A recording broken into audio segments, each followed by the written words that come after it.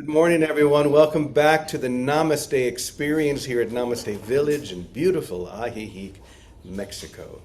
Well, we have a beautiful group here in every direction. Here in front of me, our Zoom audience, even those who are watching it later on YouTube. It's all happening right now. It doesn't matter when, it's all now. There is no when, there is no then, if it's right now, all the time. How many of you have ever had a watch? How many of you ever had a watch? Probably everybody. But how many of you have ever taken their hands off and just put the word now? You should try it. Every time it's now. Oh. It's a great reminder to bring us into this holy instant of my release. My release into that which never released me. Isn't that beautiful? I'm releasing into that which has never released me, never let me go, never done anything but held me in love and holiness. And the sure, certain way for me to know that, for me to release into that is what? Anybody know? Surrender. Surrender's good. Yeah. Open. What was that? Open. Quiet, open. Give it away, is what I would say. Be the source. Find someone to give it to. Find someone to see it in. See everyone as the Christ. See everyone as holy. Because when you do, it ignites. It's like a tuning fork. It ignites the vibration within you. It's always vibrating, but it's like we're walking around with our ears stopped up. And we can't hear that which is vibrating so strong within each one of us. So give it away. See it in somebody else. It's like taking the wad of whatever, cotton, ear plugs, whatever, out of your own ears so that you can hear and know that which knows you, that which has never released you. That's all we do here every day, is we're reminded that love is whatever it is. Love is what it is, and there's no compromise to that. You could never, have never, will never compromise you. The truth of you, who you really are. And that's the only thing we teach here. And today we're going to have a little surprise, as Scott said. And one of the reasons I'm excited about this is a few months ago, we had Reverend Sheila Johnson from the Unity tradition and her amazing husband, Tim. They were here as our Unity ministers of the month. For those of you who don't know, every month we have a different Unity minister who comes here. We have another amazing one in residence right now. They're all incredible. But Sheila and Tim have come back, and they're going to be staying here at Namaste Village. And as some of you know, next year I'm going to be traveling a bit more. And consistency is always the key. To be consistent in seeing that which always sees you, all right? To be consistent in activating this presence within you. And one of the ways that we do that here at Namaste Village is by having this morning session and having someone to back me up when I'm not here, I think is going to be very helpful. So Sheila is going to be kind of the assistant spiritual director here at Namaste Village. And when I'm here, I will try and be on Zoom as much as possible, but actually in the next few weeks, we'll see how often I can do that, because I will be in Europe. I'll be in Assisi. Some of you are probably coming with me. Some of you are probably coming with me. I can see a few of you right here. So whenever possible, I will be on Zoom, but whenever I can't, and even once a week until then, Reverend Sheila is going to be offering. And this morning, she is going to be sharing a message. So I'm going to just turn it over to her, and then I'm going to come back at the very end. So let's welcome Sheila.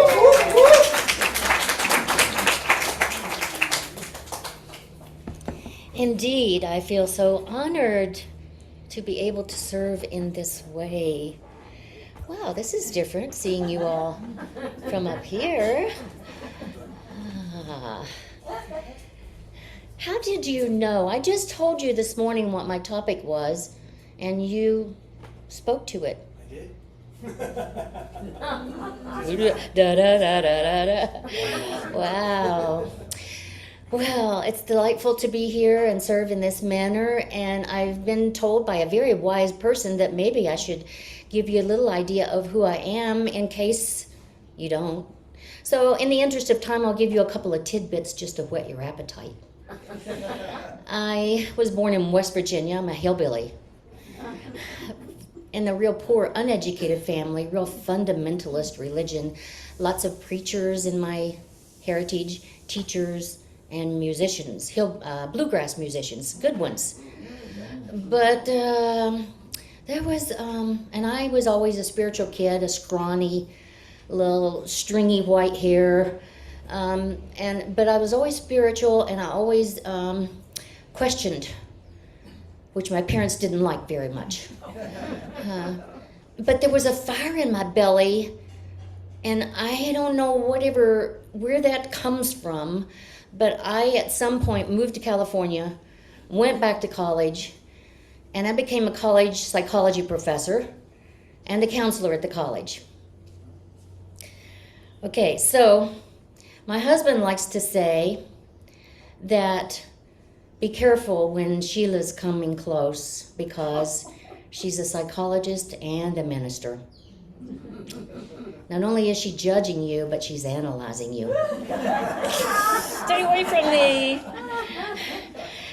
Well, we all know that none of those accomplishments really are muy importante. How's my Spanish? Very nice. Yeah. That's not, those accomplishments are not what it's all about. But it did make you listen to me, didn't it? So, in A Course in Miracles this morning, as a matter of fact, you know what they say about those illusions, those accomplishments of what we think matters in this world. They're all illusions. And this morning, all that is needed is to train our minds to overlook all those little senseless aims. So were my aims senseless? It brought me here, I think, eventually, although I had no idea. And the last line in today's Course in Miracles is, what could we seek but our identity? So what is our identity? Love, exactly what I was going to say, Bonnie. Oh, it's all about love, isn't it? Bottom line. It's all about how we are with each other, how we are with ourselves. So I have a story. But first I want to ask you a question. How are you with others? Yeah. Do you allow them to make mistakes?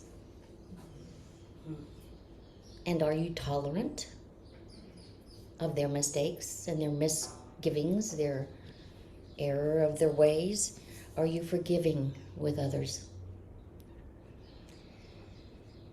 Are you gentle with them? Do you give them tenderness when it's needed? Are you compassionate with them? Empathetic? Do you believe they are enough? Do you believe they have what it takes to get past their challenges? Sometimes, right? Maybe not all the time, but we give it a try, don't we? We do what we can. We could do better, though, couldn't we? Okay, I have a story. It's about the Messiah amongst us. Some of you may have heard it. Once upon a time, there was a wise abbot of a monastery who was the friend of an equally wise rabbi. Times were always hard, but just then they were even worse. The abbot's community was dwindling. The faith life of his monks were fearful, weak, anxious. he went to his friend the rabbi and wept. The rabbi comforted him. There is something you need to know, my brother. We have known in the Jewish community that the Messiah is one of you. What? Exclaimed the abbot. The Messiah is one of us? How can that be? The rabbi insisted it was so. And the abbot went back to his monastery, wondering and praying, comforted and excited. He would pass by a monk and wonder if he was the one. Sitting in the chapel praying, he would hear a voice and look intently at a face and wonder, is he the one? The abbot had always been kind, but now he began to treat all of his brothers with profound kindness and awe, even deeper respect, even reverence. Soon, everyone noticed. One of the other brothers came to him and asked him what was going on with him. And the abbot told him about what had happened. And soon the other monk was looking at his brothers differently, with deeper respect and wondering. Word spread quickly. The Messiah is one of us. The monastery was suddenly full of life and love. The prayer life was rich, passionate, devoted.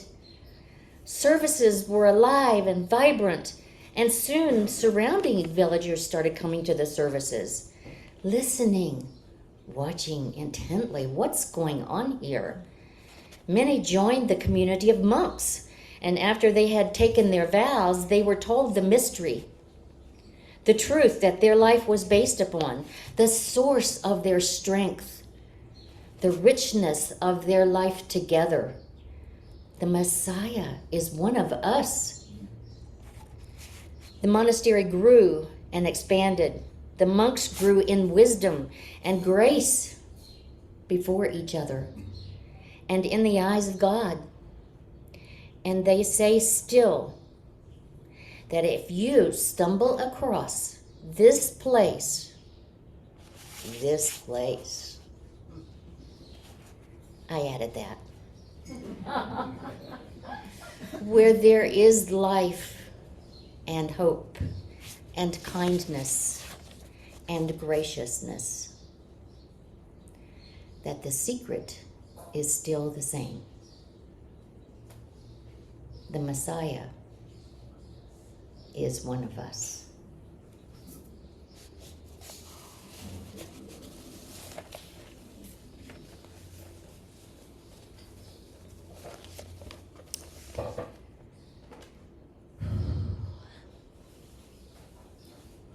Let's take that in for a minute.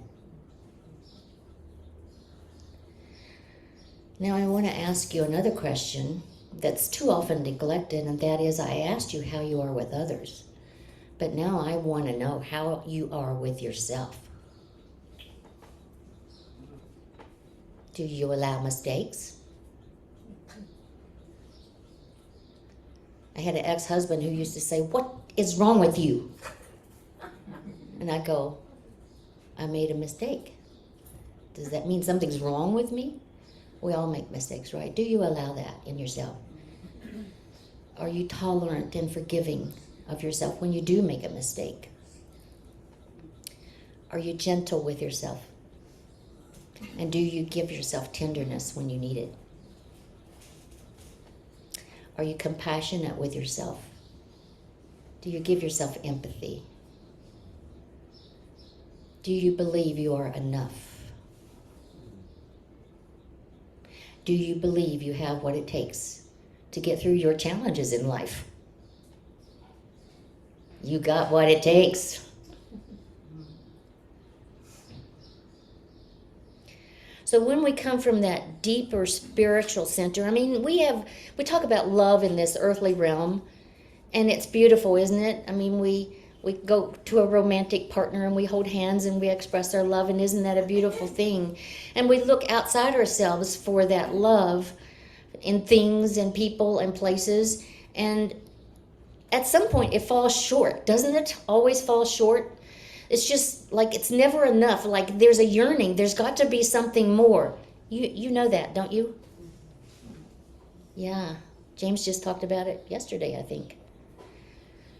The yearning, there's got to be something. No, it was several days ago he talked about it. Anyway, whenever it was, you talked about it. So when we look outside ourselves, there's just always a yearning for something more, because that outside stuff just doesn't quite get it. But when we come from that deeper spiritual center of love, that place, that secret, sacred place that is in each and every, deep within each and every one of you, that is yours and yours alone, that no one else can enter, where you are safe, where you go to commune with Spirit, that place. When you come from that kind of divine love, from that place, there's a calm in that love. And it's right here, as close as our next breath. Always we can access it. Isn't that a relief?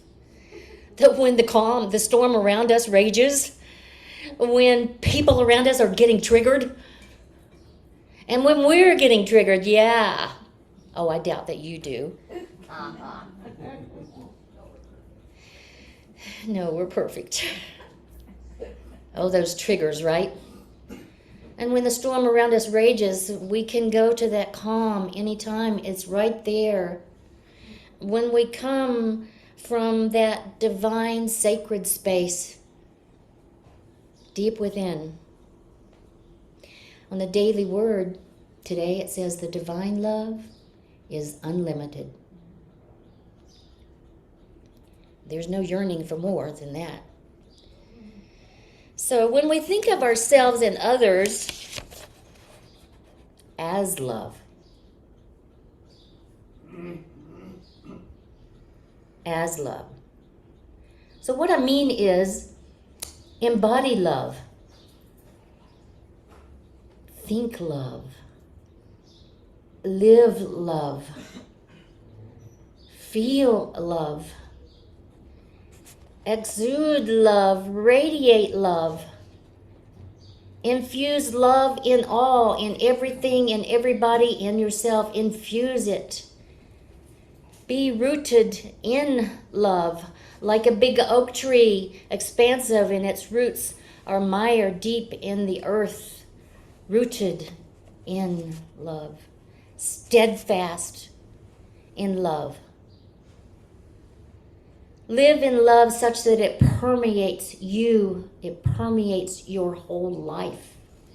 It permeates everything in your life. The good and the bad and the ugly. Yeah, it permeates that too. Do you ever think of that? It's an illusion. That good, bad, ugly, the love permeates that too. So when we see love from that standpoint, from the eyes of our soul, we begin to see through the eyes of love in everything, in ourselves, in others. And we begin to see that everything is holy. That's my favorite song now. Everything is holy. Heard that? Holy now. When I was a kid, my favorite song was Everything is Beautiful in Its Own Way. In its own way. Even though it doesn't appear to be to us. But you know what they say about those appearances? It's all an illusion. So, yeah, my nickname in middle school was Pollyanna and Sunshine. Still got that going on. So, when we realize that love is the substance, is the energy beneath everything. Love is the substance, the energy. Aw, there's love in that too.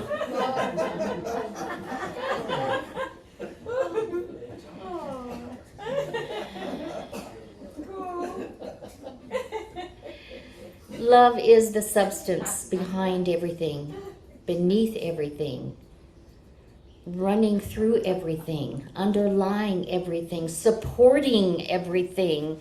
It is our rock when all else. So if we listen to that guidance from that place in your soul, where there's only divine love, divine power, love, peace, if we listen from that place of divine essence, through our beingness, then we are privy to exquisite wisdom, exquisite insights that come to us. And you know what? That exquisite wisdom, when we are coming from that place, that deep place within our souls, and we're privy to that exquisite wisdom and those exquisite insights, when we are there, that wisdom just lies in wait. And it says, oh, wait, there's more. It's just waiting to be claimed. Wait, there's more. Waiting to be claimed by you until you just expect it to happen. I know it's going to happen. Here it comes. Here it comes. There it is. There it is. And when we get there, we cannot help but bless and lift ourselves and others in ways that you will probably never even know.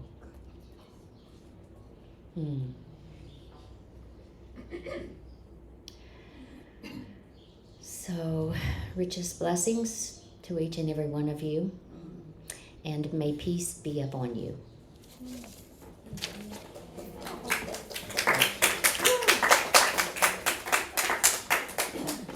Thank you, Pollyanna. Pollyanna Sunshine, is that what it was? You probably shouldn't have told us that. Never live it down. That's right. I love that story about the monastery. I've heard it before, but you told it very well. And it's the magic of truly seeing one another. If you want to imagine that it's the Messiah or an angel, that everyone is an angel, that every moment we are entertaining angels. So we're going to close with a song about that.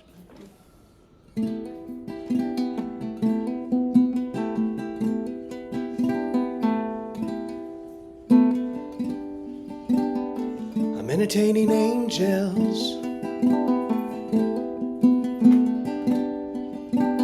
I'm opening the door. Everyone who comes to me is an angel to adore. The angel that I've been waiting for.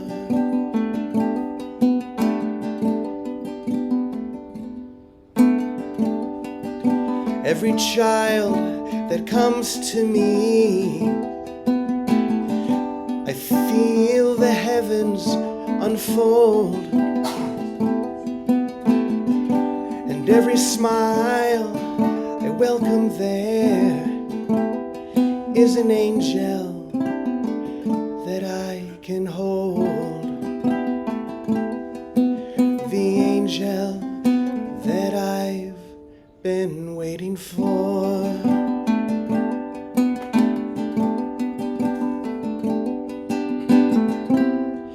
I can't seem to understand why you chose me out of everyone. You know how many times I have cried.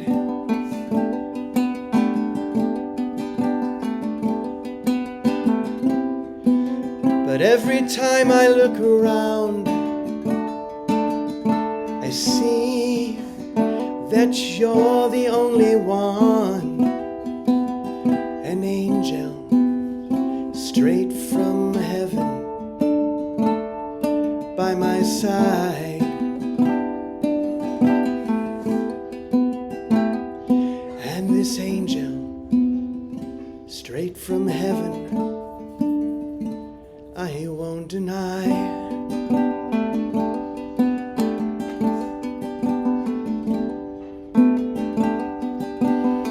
I'm entertaining angels. At my table, they're all the same. Everyone I welcome there is an angel that I have gained, an angel that will remain.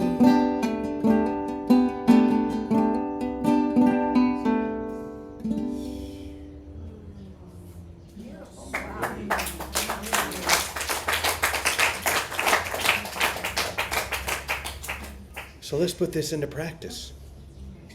We could be that monastery. We could be that community that looks at everyone and knows, not just believes, but knows that they are the one. Imagine what that would be. Not just imagining or wondering which one it might be, but that everyone is the one. Not just here at Namaste or it could be anywhere. Walking down the street, to see everyone as an angel, to see everyone as the one. Imagine how this community would change. Imagine how the world would be lifted into light. And so together we say, Amen, Amen, Amen, y punto. And Scott is going to be in the other room. He is going to be sharing, I don't remember where the, Scott, if you're there, remind us what the title of this is now. Oh, you're muted, Scott, or one of us is muted. Okay. Oh, never mind. We can't hear you because we switched computers. Scott will tell you what the new title is. So I'm going to go ahead and, well, actually, let me hit record here. Goodbye, everybody.